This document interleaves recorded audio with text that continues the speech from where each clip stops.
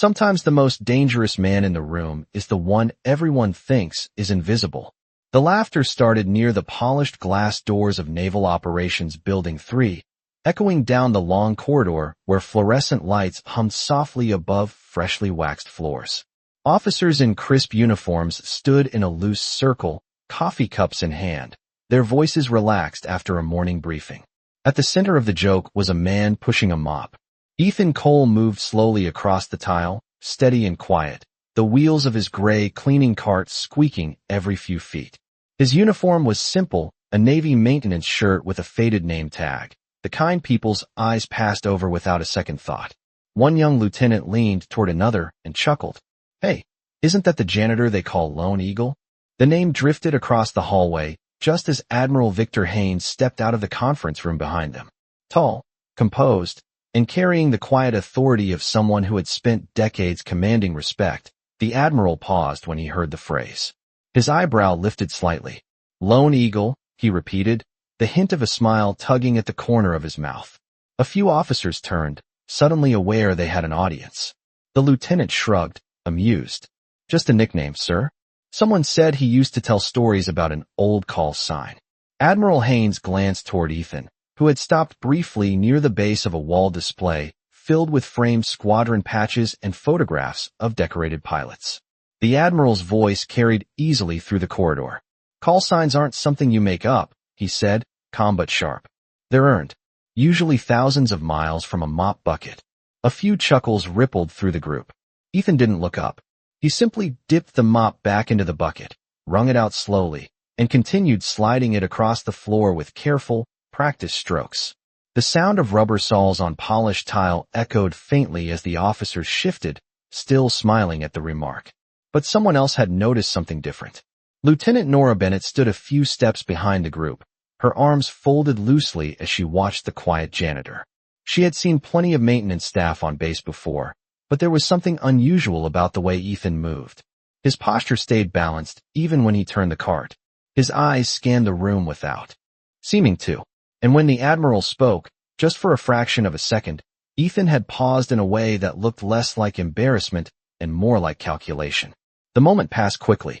The mop resumed its slow path across the floor. Admiral Haynes turned away, conversation already shifting back to flight schedules and training exercises.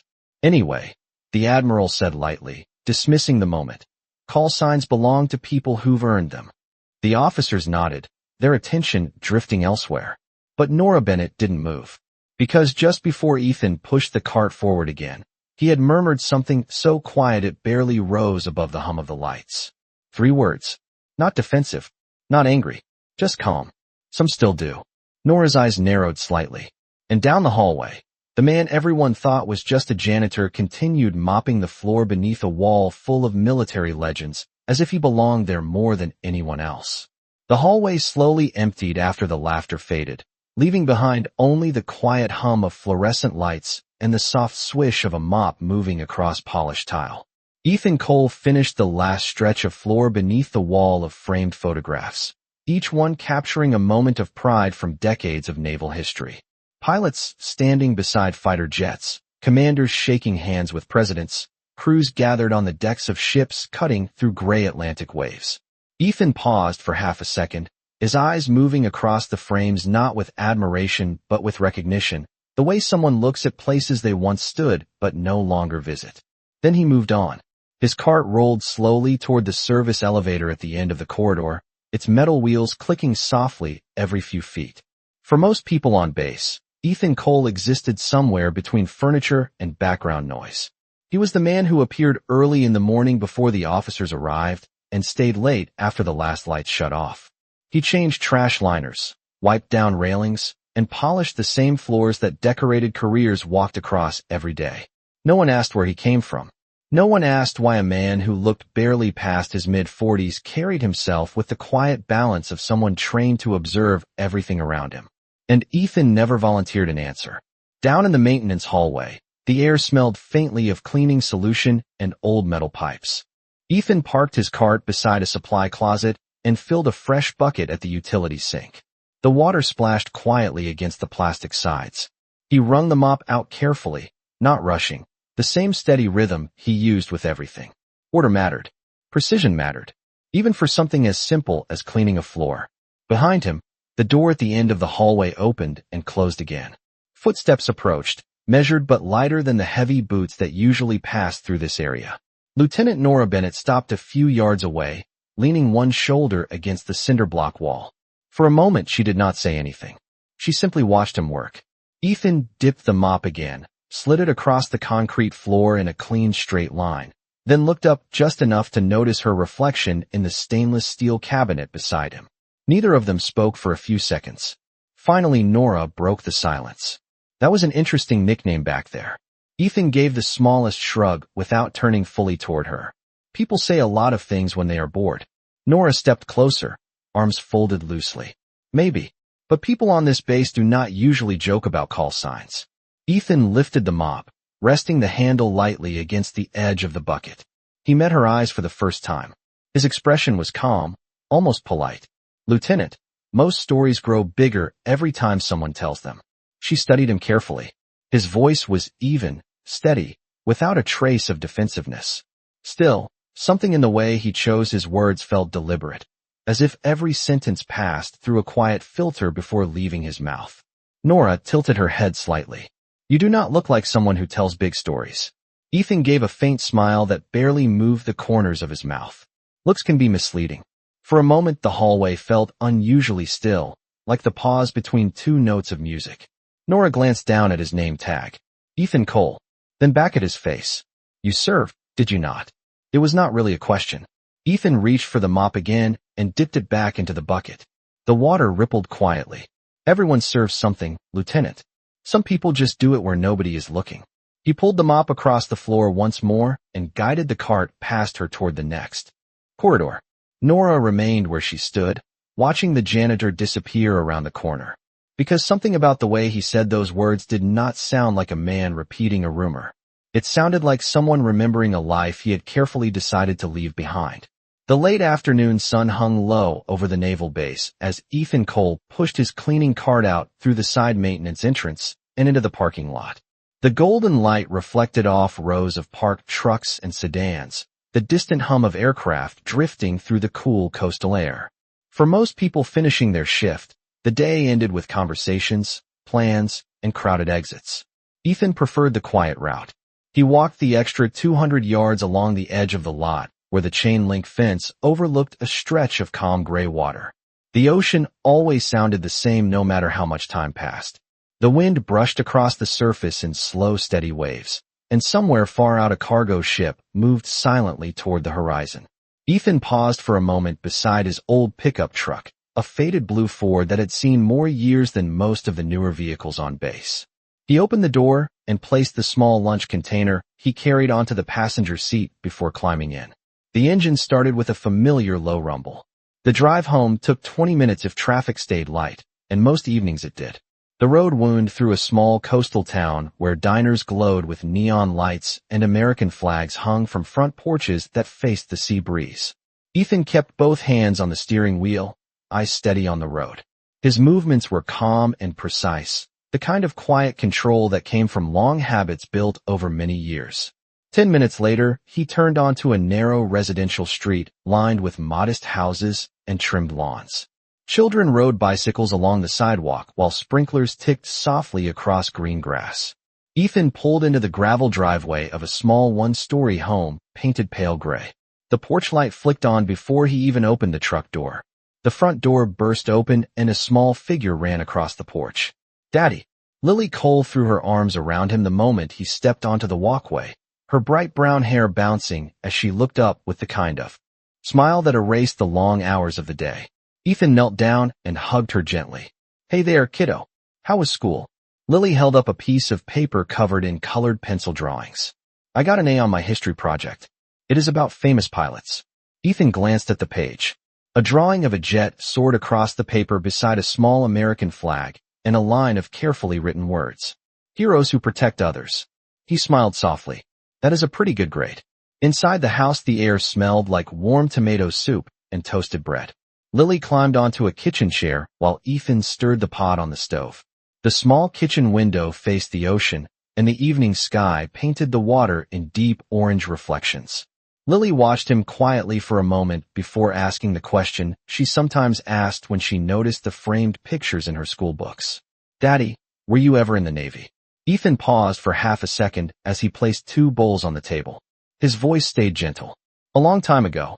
Lily tilted her head. "Did you fly jets like the heroes in my project?" Ethan sat across from her and handed her a spoon.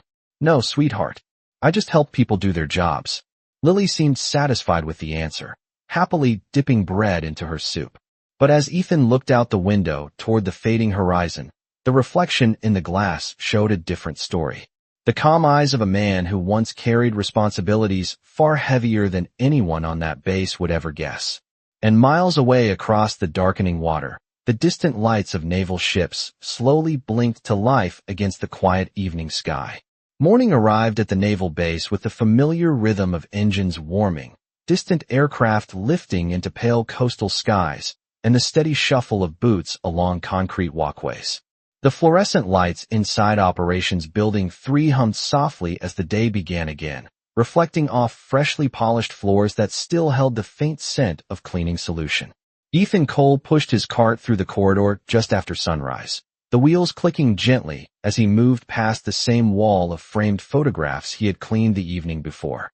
Officers hurried by with tablets and folders tucked beneath their arms, their voices quick and focused on schedules, flight plans, and morning briefings. To them, the janitor and his cart were simply part of the building itself, like the light fixtures or the handrails along the walls. But Lieutenant Nora Bennett noticed him the moment she stepped into the hallway. She slowed her pace without meaning to, watching the quiet precision of the way Ethan guided the mop across the tile. The movement was deliberate, balanced, not rushed. Every line he cleaned was straight, every turn measured. It reminded her of something she had seen during training exercises, the way experienced operators moved through a room without wasting a single step. Ethan finished a row of tiles and lifted the mop, wringing it carefully over the bucket before sliding the cart forward again. Nora approached slowly. "Good morning, Mr. Cole." Ethan glanced up briefly, his calm expression unchanged. "Good morning, Lieutenant." The hallway buzzed with activity around them, but their voices remained quiet. Nora leaned one shoulder lightly against the wall beside him. "I have been thinking about what you said yesterday." Ethan raised an eyebrow slightly. "That can be dangerous." She smiled faintly at that. "About people serving where nobody is looking. That does not sound like something someone learns from cleaning floors." Ethan dipped the mop back into the water and wrung it out again. "Lessons come from many places, Lieutenant." Nora stepped closer, lowering her voice just enough that nearby officers could not hear. "I checked something last night." Ethan paused for the smallest fraction of a second before continuing his work. "Checked what?" "The base records. Maintenance staff usually have employment files that go back several years." Nora watched his reaction carefully. "Yours starts only 3 years ago. Nothing before that." Ethan guided the mop slowly across the tile. Sometimes the past is not very interesting on paper. Nora studied him for a long moment. She had spent years in intelligence training. She knew how people behaved when they were hiding something. Most became defensive. Some talked too much. Ethan didn't either. His calm felt practiced, almost disciplined. "You know," she said quietly, "the way you move does not look like someone who learned balance from pushing a mop." Ethan stopped again and rested both hands lightly on the handle.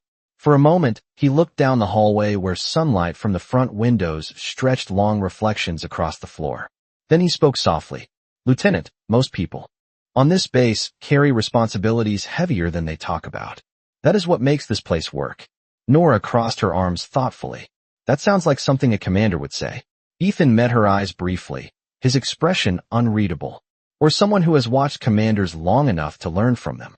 Just then a group of officers passed nearby, discussing an upcoming demonstration exercise scheduled for later that morning. Nora glanced toward them and then back at Ethan.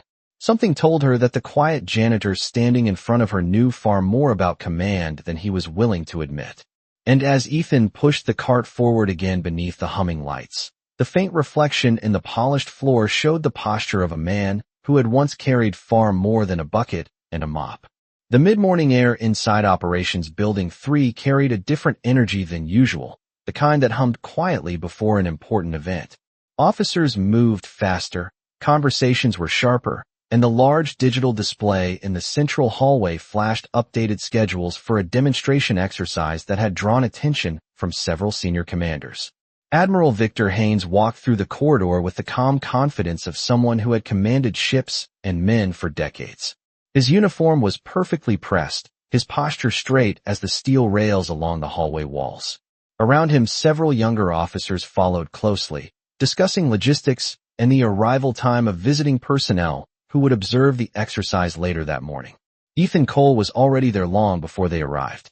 He guided his cart along the edge of the corridor near the operations center, quietly wiping the last stretch of floor beneath the wide glass windows that overlooked the training grounds outside. Sunlight spilled through the glass, reflecting across the polished tiles like a sheet of silver water. Ethan moved steadily, each stroke of the mop smooth and even, his attention divided between the floor and the subtle rhythm of activity around him. Lieutenant Nora Bennett stood near the operations console reviewing a tablet when Admiral Haynes and his group entered the room. Their voices carried easily through the open space. "Everything ready for the demonstration, Admiral?" one commander asked. Haynes nodded once. "Timing is everything today. The observers want to see discipline and coordination." Nora glanced up from her tablet, just as Ethan passed behind the group with his cart. One of the younger officers noticed him and smirked slightly, elbowing the man beside him. "Hey, look who is here again. The legendary Lone Eagle himself."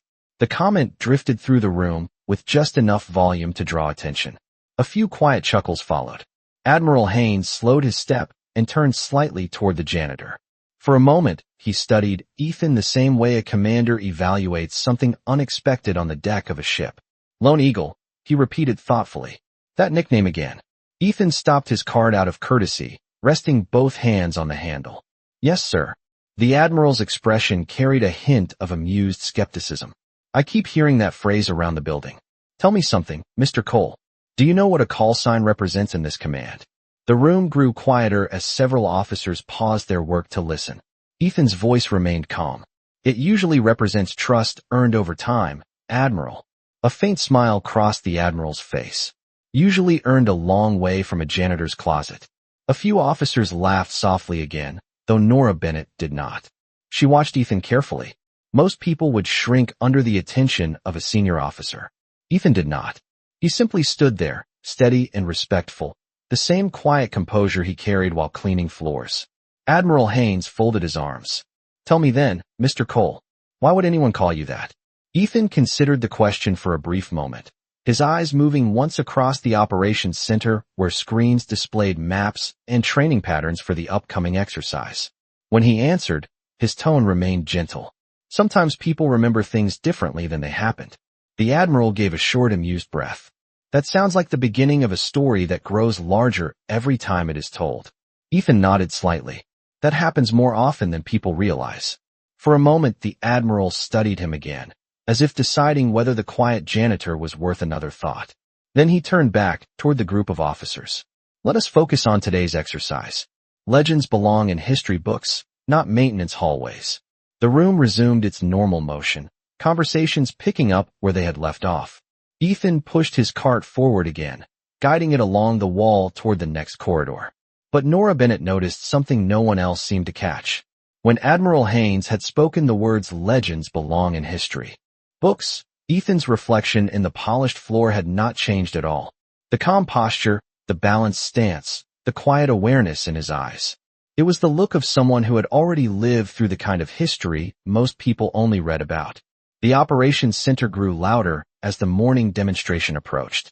Screens along the far wall displayed training grids and flight paths moving slowly across digital maps of the coastal range. Officers moved between consoles with tablets in hand, their voices blending with the low hum of computers and ventilation fans overhead. Outside the tall glass windows, the training grounds stretched nearly half a mile toward the shoreline, where small teams were already preparing equipment for the exercise that would begin within minutes. Ethan Cole guided his cleaning cart into the corner of the operations floor, quietly finishing the last section of tile near the glass railing that overlooked the main command console. His movements remained the same as always. Calm, efficient, invisible. The bucket rolled softly behind him, while the mop glided across the floor in smooth straight lines.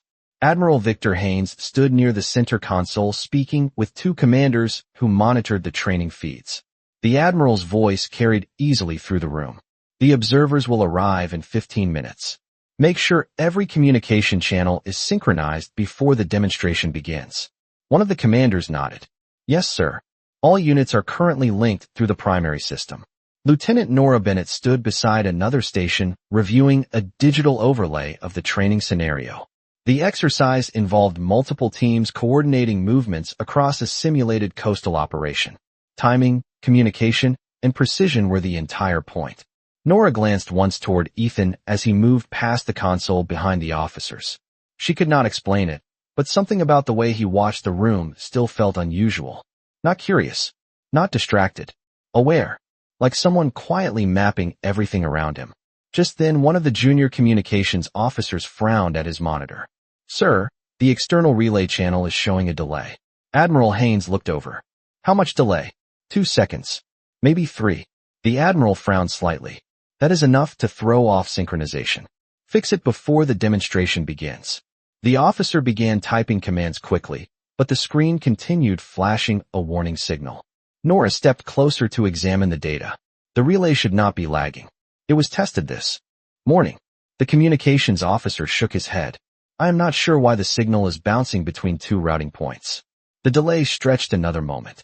Several officers exchanged uneasy looks. Outside the windows, a helicopter lifted from the far end of the training field, its rotors cutting slowly through the coastal air as the exercise countdown approached.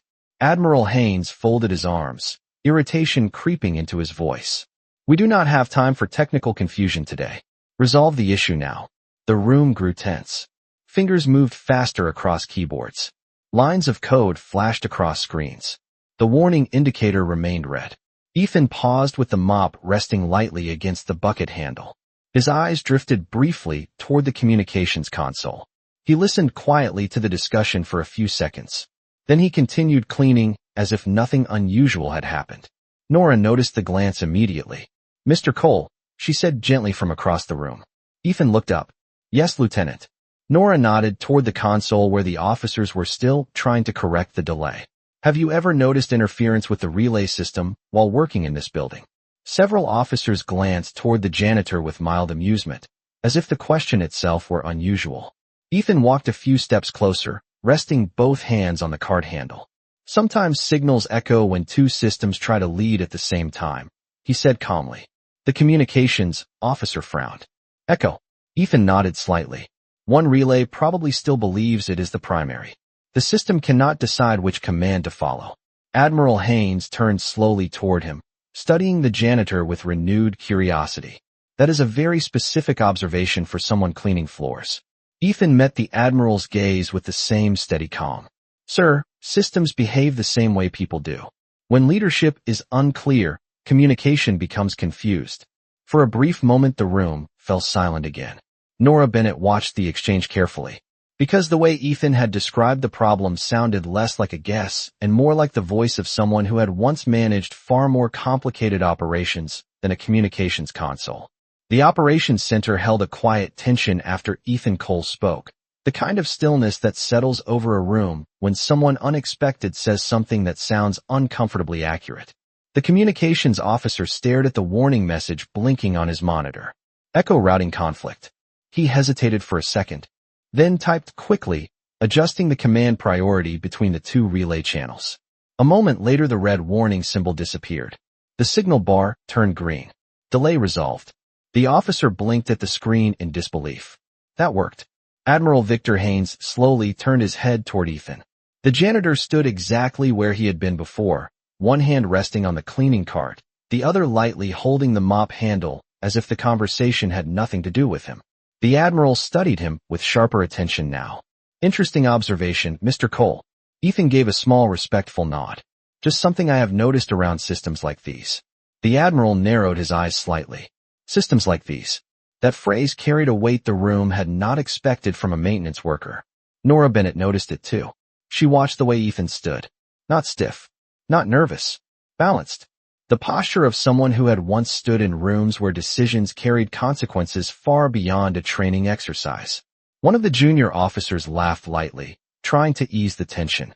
Maybe we should start consulting the janitorial department for technical advice.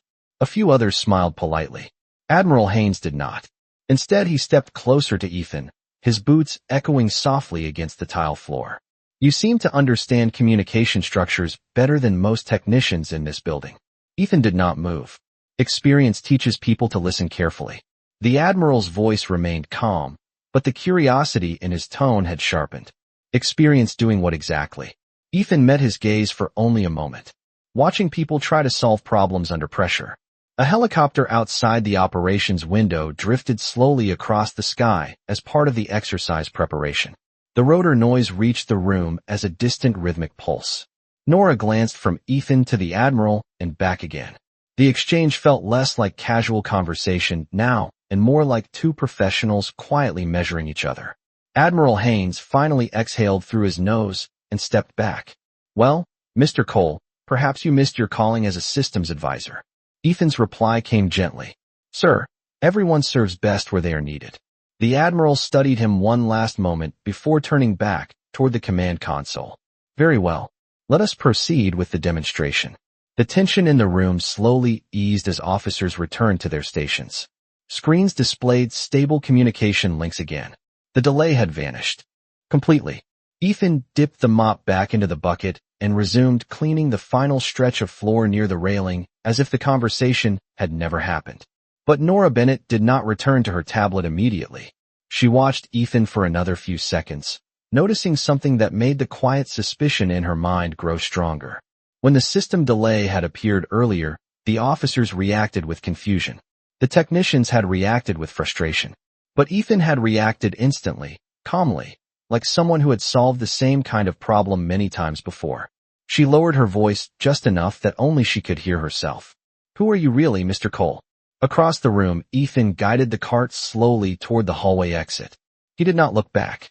But the reflection in the polished floor beneath the overhead lights showed the steady posture of a man who carried knowledge that did not belong to a janitor's job description. And somewhere behind Admiral Victor Haynes's composed expression, the Admiral had begun wondering the exact same question. The operations center settled into a focused rhythm as the demonstration exercise officially began.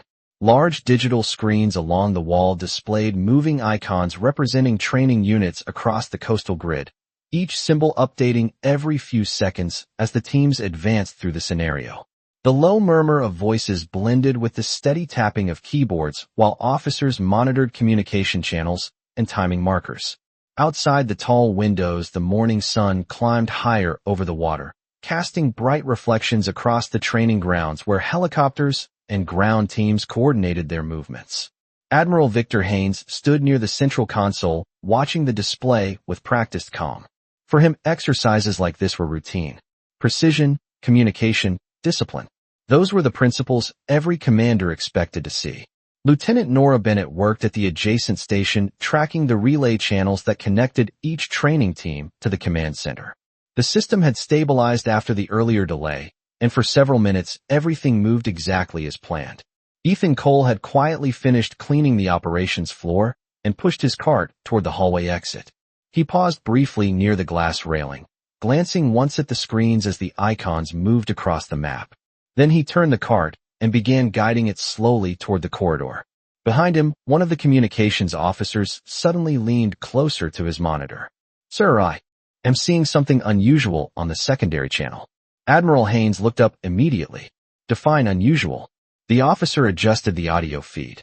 A faint overlapping transmission echoed through the speaker, two teams reporting at the same moment with slightly delayed signals. Nora stepped closer. That should not happen.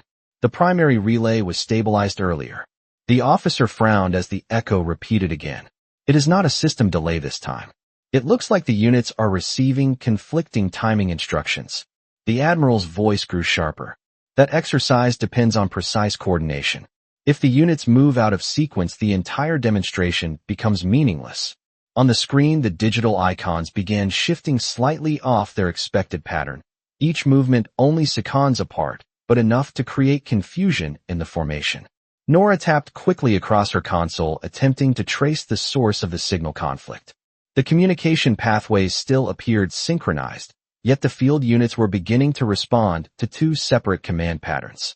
Admiral Haynes folded his arms, irritation rising beneath his calm expression.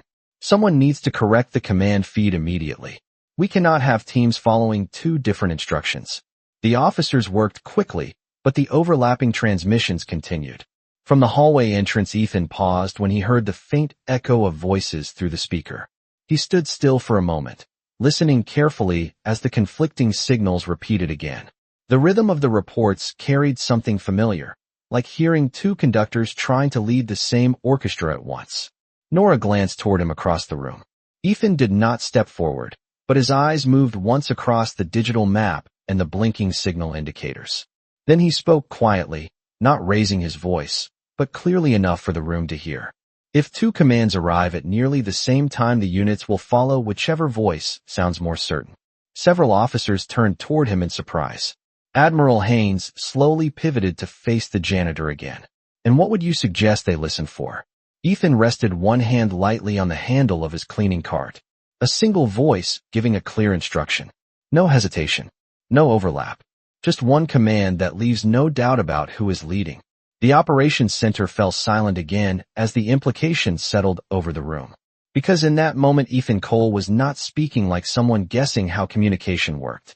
He was speaking like someone who had once stood on the other side of those transmissions, giving orders that others trusted without question. The operations center held its breath after Ethan Cole spoke. The faint echo of overlapping transmissions continued through the speakers, two field teams reporting at nearly the same time, each voice slightly delayed against the other. On the large digital map, the icons representing the training units drifted further apart from their intended formation. It was only a few seconds of difference, but in coordinated operations, even seconds could ripple through an entire exercise. Admiral Victor Haynes looked back toward the screens, then slowly turned his head toward Ethan again. The janitor stood near the hallway entrance with one hand resting on the handle of his cleaning cart, his expression calm as if the tension filling the room did not belong to him at all. One of the communications officers spoke quickly.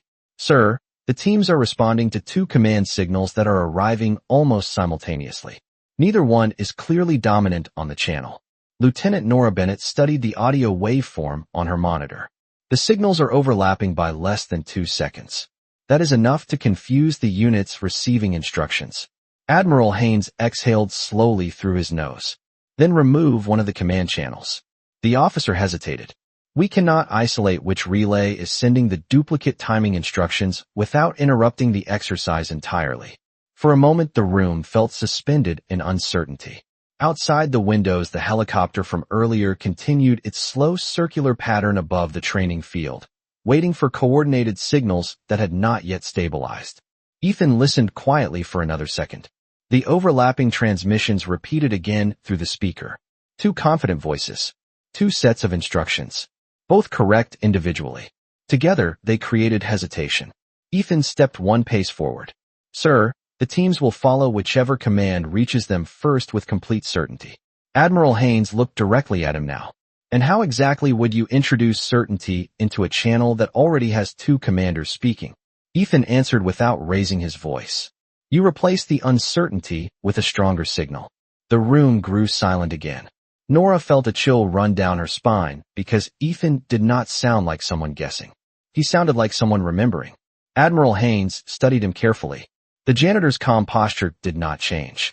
His voice had the quiet clarity of someone who had once spoken. Through radios where hesitation was not an option, the Admiral spoke slowly.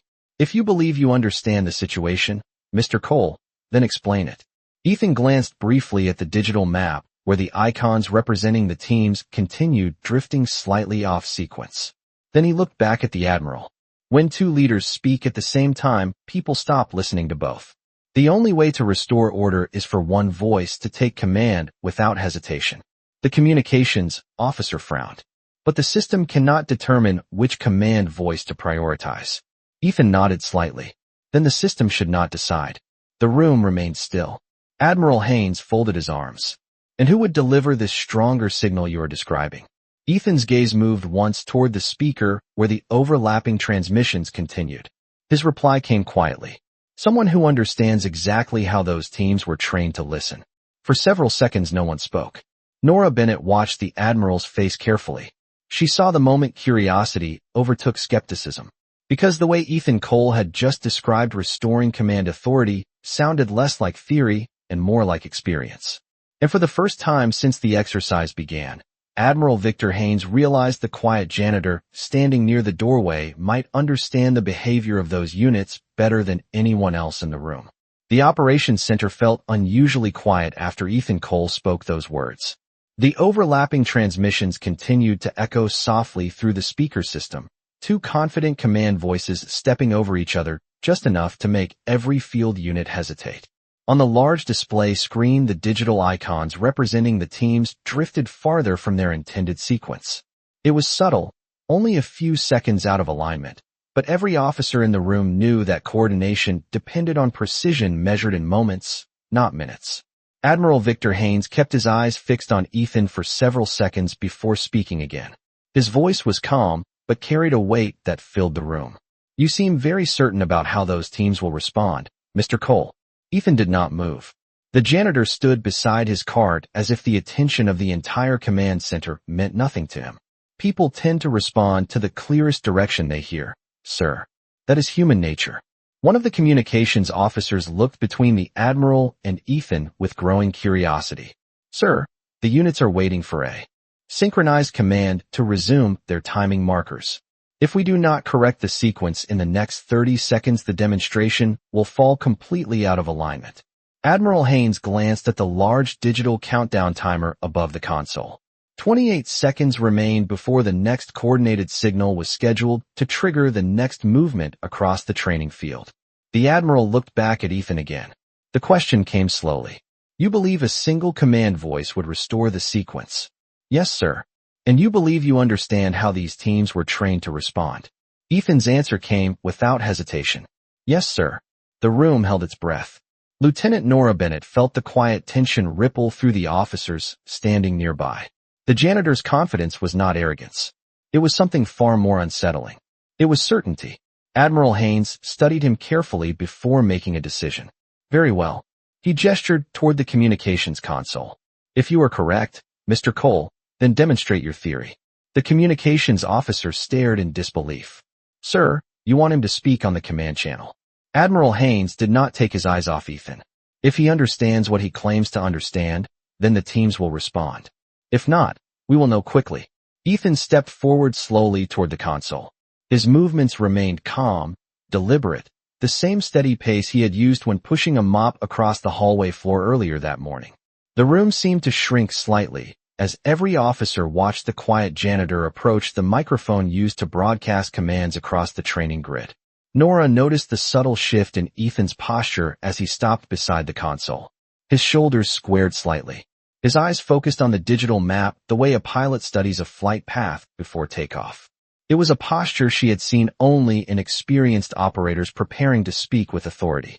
The communications officer adjusted the microphone and stepped aside. The overlapping transmissions continued through the speaker. Two commanders speaking at once. Two sets of instructions. Two different rhythms competing for attention. Ethan reached for the microphone. For a brief moment, he closed his eyes as if remembering something older than the building itself. Then he opened them again and pressed the transmit switch. His voice, when it came through the system, was calm, steady, and unmistakably clear. "All units hold position. This is command override." The room went completely still. Because the tone in Ethan Cole's voice did not sound like a janitor making a suggestion. It sounded like the voice of someone who had once commanded attention across channels far more critical than a training exercise. The moment Ethan Cole's voice carried through the command channel, the entire operations center froze. His words had been simple, calm, and unmistakably authoritative. "All units hold position. This is command override." For a fraction of a second, nothing happened. The overlapping transmissions continued faintly in the background, two commanders still speaking across different relay channels. Then something changed. One by one, the field transmissions went silent. The echo that had filled the system only moments earlier disappeared completely, replaced by the quiet static of open communication lines waiting for the next instruction. On the large digital screen, the icons representing the training teams stopped drifting. Each unit froze in place exactly where they stood on the grid. The communications officer stared at his monitor with wide eyes. They responded. Every unit is holding position. Lieutenant Nora Bennett felt the air shift around her. She had watched dozens of exercises from this console. Teams did not stop like that unless the voice giving the command carried unquestioned authority. The silence across the communication channel lasted nearly 3 seconds before a new voice answered through the speaker. Command acknowledged. Awaiting further instruction. The voice came from the field team leader, calm but clearly expecting direction from whoever had just taken control of the channel. Several officers in the room turned slowly toward Ethan. Admiral Victor Haynes remained perfectly still beside the console, his eyes locked on the quiet janitor standing at the microphone. Ethan did not look surprised. He simply pressed the transmit switch again. His voice carried the same steady clarity as before. All units stand by for corrected sequence. Relay channel conflict has been identified. Primary command will now resume timing markers. The communication channel remained silent for a brief moment. Then the field leader responded again. Understood, command. Awaiting timing markers. Ethan released the transmit switch and glanced once at the digital map. His eyes moved across the grid, as if measuring distances and timing patterns without needing to read the numbers displayed on the screen. Nora noticed the precision of that glance. It was the look of someone who had spent years interpreting maps like this under far greater pressure. Ethan spoke quietly to the communications officer beside him. Send the sequence marker in 5 seconds. The officer hesitated, then looked toward Admiral Haynes for confirmation. The Admiral gave a slow nod without taking his eyes off Ethan. Do it. 5 seconds passed in complete silence except for the soft hum of the command center equipment. The communications officer triggered the corrected signal. On the large display, the icons representing the teams began moving again. This time, every unit advanced at exactly the same moment, the formation snapping back into perfect alignment across the grid. Outside the operations window, the helicopter adjusted its path smoothly, rejoining the coordinated pattern as if the earlier confusion had never existed. The communications officer exhaled in disbelief. The sequence is restored. All units are synchronized again. A quiet murmur moved through the room as officers looked at each other, trying to process what had just happened. Nora Bennett slowly turned her head toward Ethan. The janitor had already stepped back from the microphone. He stood beside the cleaning cart exactly the way he had before, calm and unassuming, as if he had merely finished another small task in the building. But Admiral Victor Haynes did not look away from him, because the voice that had just restored command across the entire training grid had not sounded like a guess. It had sounded like the unmistakable call of someone whose authority had once carried a name that the Admiral himself suddenly remembered hearing long ago. The operations center remained unusually quiet after the sequence was restored. The digital map on the main screen now showed every unit moving with perfect coordination across the training grid, each icon shifting exactly on schedule as the demonstration resumed. Outside the tall windows, the helicopter adjusted its altitude smoothly and continued its pattern above the shoreline, the synchronized movement now so precise it looked almost effortless. But inside the room, no one seemed focused on the exercise anymore. Nearly every pair of eyes had shifted toward the same place. Ethan Cole stood beside the communications console, one hand resting lightly on the handle of his cleaning cart, as if nothing remarkable had just happened. Lieutenant Nora Bennett felt the tension in the room settle into something heavier than surprise. It was recognition beginning to form in the minds of people who had spent years listening to command voices through radios and speakers. Admiral Victor Haynes slowly stepped closer to the console. His posture remained controlled, but the expression on his face had changed. The earlier amusement was gone. In its place was the careful focus of a man searching his memory for something just beyond reach. Mr. Cole, the Admiral said quietly. Ethan looked at him with the same calm expression he had carried all morning. Yes, sir. The Admiral studied him in silence for a moment before speaking again. That command phrase you used earlier. Command override followed by a timing correction. That sequence is not standard for this training system. Ethan gave a small nod. No, sir. It is older. Several officers exchanged glances. Nora felt her pulse quicken slightly. Admiral Haynes's eyes narrowed as the last pieces of memory slid into place. Older, he repeated slowly.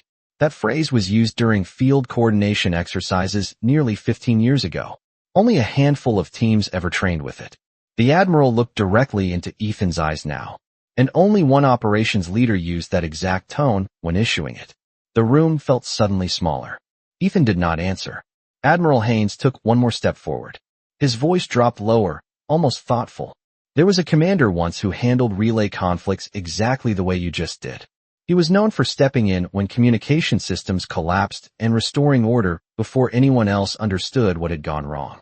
Nora saw the realization appear across several faces around the room as the Admiral continued speaking. They used to call him Lone Eagle. The words hung in the air like the quiet echo of a long-forgotten story. For several seconds no one moved. Ethan looked down briefly at the polished floor beneath his boots, the reflection of the overhead lights stretching across the tile. When he finally spoke, his voice was gentle. That was a long time ago, Admiral. Admiral Haynes exhaled slowly, the certainty in his eyes now unmistakable. I remember reading the report after the operation that made that call sign famous. The commander who saved an entire mission by restoring communication when every system failed. The Admiral paused, studying the man standing quietly beside a janitor's cart. The report said that commander disappeared from active service not long afterward. Ethan lifted his eyes again, calm and steady. Sometimes people leave when they realize their most important duty is somewhere else. Nora glanced toward the doorway as the morning light spilled into the operations center from the hallway. She suddenly understood why Ethan had chosen a life where almost no one noticed him. Because the man standing quietly in front of them had once carried a reputation powerful enough to fill an entire command room with silence. The silence inside the operations center lingered long after the realization settled over the room. The large digital display continued showing the training units moving in perfect coordination across the coastal grid, the exercise now running smoother than it had all morning. Outside, the tall windows' sunlight reflected off the water beyond the training field, and the helicopter that had hovered earlier now glided steadily along its assigned route.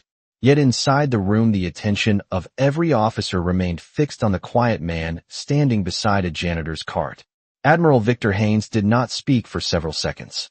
His expression held the careful restraint of someone reevaluating everything he thought he understood about the person in front of him. Finally, he straightened slightly, the movement subtle but unmistakable. "Mr. Cole," he said quietly. Ethan met his gaze. "Yes, sir." The Admiral exhaled slowly before continuing. "Earlier this morning, I made a remark about legends belonging in history books and not in maintenance hallways." A faint ripple moved through the officers standing nearby as they remembered the moment. Admiral Haynes's voice remained calm, but the tone had changed completely. "It appears I may have underestimated the company I was standing in." Ethan gave a small respectful nod. "Sir, people see what they expect to see. That is usually enough." Lieutenant Nora Bennett watched the exchange carefully. She noticed that Ethan did not look proud or defensive. He simply looked peaceful, the way someone does after finishing a task they never wanted attention for in the first place. Admiral Haynes studied him one last time before speaking again. The call sign Lone Eagle was once spoken across this command with a great deal of respect. The Admiral paused, then added quietly, "That respect was well earned." For a moment, the entire room remained silent. Then something unexpected happened. Admiral Victor Haynes, a man whose rank placed him at the top of the chain of command inside that building, raised his hand slowly to his brow in a formal salute. The movement was steady and deliberate. Several officers around the room followed instinctively, their hands rising in the same quiet gesture. Nora felt a sudden tightness in her chest as she realized what she was witnessing. Ethan Cole looked surprised for the first time that morning. He hesitated for only a second before returning the salute, his posture straight and natural, as if the motion had lived in his muscles for years. When the moment ended, he lowered his hand and gave a faint smile. "Thank you, Admiral. But that life belongs to the past." Admiral Haynes nodded once. "Perhaps. But service does not disappear simply because a uniform does." Ethan glanced toward the hallway where the soft hum of the building continued beyond the operations center doors. "My daughter needs a father more than the Navy needs another story," he said gently. That answer carried more weight than any medal. The Admiral understood immediately. He lowered his hand and spoke quietly. Then I would say the Navy is grateful for the choice you made. Ethan inclined his head once more, then turned his cart toward the corridor. The wheels rolled softly across the polished floor as he guided it toward the exit, just as he had done countless times before. No applause followed him. No speeches filled the room. Only silence. The kind of silence that comes when everyone present understands they have just witnessed something rare. As Ethan disappeared down the hallway, Nora Bennett glanced at the reflection of the overhead lights stretching across the floor. A janitor had walked into the room that morning, but the man who walked out carried the quiet dignity of someone whose name once made entire command channels fall silent.